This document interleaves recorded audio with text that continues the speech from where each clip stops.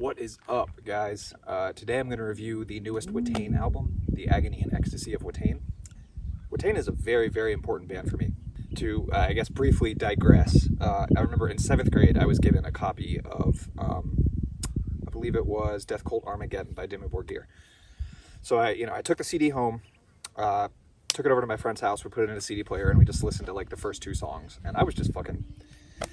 I was listening to like Linkin Park at the time. I had no frame of reference for what this kind of music was supposed to sound like or what it was supposed to make you feel.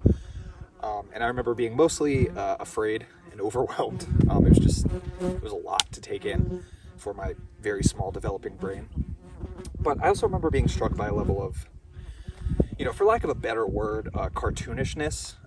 There was almost an element of the band themselves being over the top for its own sake and not really taking the music too seriously. And I like Dimmu, don't get me wrong, but there's just this level of theatricality that kind of makes it it feels different. So fast forward about 2 years, 9th grade, I heard Sworn to the Dark for the first time, and suddenly this just wide vista of music was open to me because I got black metal, and it was because of Watain. And specifically, it was because Watain takes themselves seriously. They take themselves deadly seriously. So when this band releases a record, in a way, you're getting a very raw and unfiltered view into the members of the band themselves, right? It doesn't feel like anything about their music is contrived.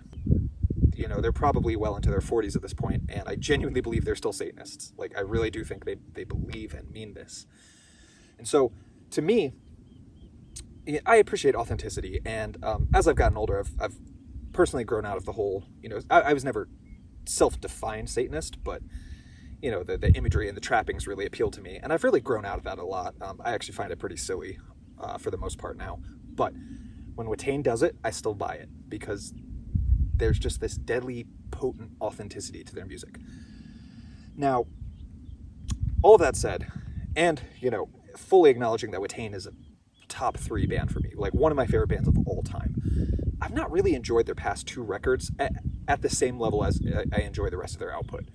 So 2013, I think, saw the release of The Wild Hunt. That record really didn't do much for me. And, I've still listened to it dozens of times because I love this band so much that when I don't like something they've released, I feel like I'm doing something wrong, so I want to come back to it and see what I'm missing. But that record just, didn't click for me in the set. And to this day, it's still kind of my least favorite record that they've released. But I've come to appreciate it. And then Trident Wolf Eclipse, which I think came out in 2017 or 2018, it was almost the opposite of The Wild Hunt, because The Wild Hunt was very experimental. And then Trident Wolf Eclipse saw this, really stripped down, just fast, raw approach. It was almost like Marduk-esque in its sensibilities, where it's just violent, aggressive music. And pretty much all the songs fit that formula, and that's it. I feel like this record, Agony and Ecstasy, kind of splits the difference between those two. And I haven't enjoyed a Watain record this much since Lawless Darkness. So it feels really good to finally be back into it, because they are such an important band for me, and I'm glad to see that they've still got it. And so this record is, it's got some very aggressive tracks. It's got some longer sort of, I don't know, avant-garde isn't the right word, but they're just not traditional black metal tracks, right? They're longer, they're slower, almost just have like a rock and roll sensibility, which Watain is always, that's always been part of their aesthetic, motorcycles and rock and roll and cuts, leather vests and shit. That's always been part of their aesthetic, so it's not surprising to see that coming out in their music. But what is surprising is that it works for me, because that's usually, black and roll isn't usually for me. Even though aesthetically I align with a lot of that stuff too, I just don't necessarily like the music. Can't really get into Midnight. Tell me what I'm doing wrong in the comments, because I would like to like Midnight, I just haven't been able to yet. But I feel like with this record, they finally come back to that traditional Watain sound, right? Where there's a variety of music. It's not just fast. It's not just kind of weird and out there. It just sounds like a Watain record. But to me, that is the best possible thing Watain can do at this point. So, I've rambled probably like 4 or 5 minutes at this point. Let me just talk about the actual music on the record, right? The opening track, Ecstasy and Night Infinite, I believe it's called. They waste no time. They throw you right into it. There's sort of this establishing riff, but it's still just like a fast tremolo riff, and then they just go right into this furious blast. which really sets the pace for the record because it's a very aggressive record, and even the slower tracks just feel like a counterpoint to the aggressiveness, right? There's a very good ebb and flow to the record, but when there is a slower track, it just makes you appreciate the speed and aggression a bit more.